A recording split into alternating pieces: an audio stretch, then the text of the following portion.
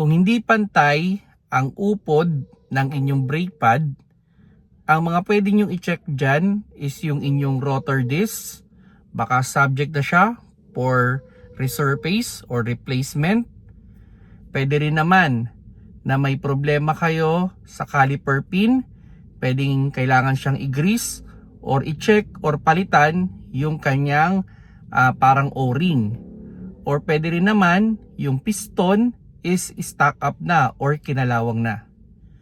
Hello mga paps, I'm Kuya Shane at may na-receive tayong question na related sa brake pad, and unfortunately hindi daw pantay ang upod ng kanyang brake pad. Hindi lang niya nabanggit kung yung kabilaang bang gulong o yung magkapares na brake pad, no? Kasi kung sakaling doon tayo sa magkapares na brake pad, kung hindi yan nagiging pantay ang upod niyan, well, yun, check natin yung rotor disc natin. Baka naman hindi na maganda o hindi na smooth yung ating rotor disc. Yung isang side smooth, yung kabilang side medyo rough or parang may parang kurba-kurba. So yun, isa yan for for resurface or replacement. Now, pwede rin naman kung sakali man yung ating caliper pin.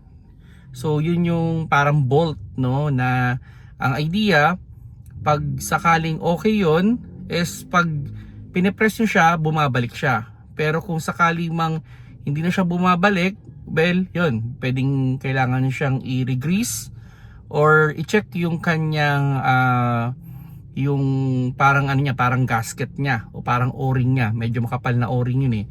So yun, baka kailangan siyang palitan kaya hindi na bumabalik. Okay? Then pwede rin naman yung ating piston kasi may yan eh. So pag nag-press tayo ng brake pedal, meron diyan tumutulak na piston. So kung yun ay stuck up na, okay, kumbaga parang hindi na rin siya bumabalik, so may tendency na mabilis din masira yung ating brake pad or mabilis din mauupod.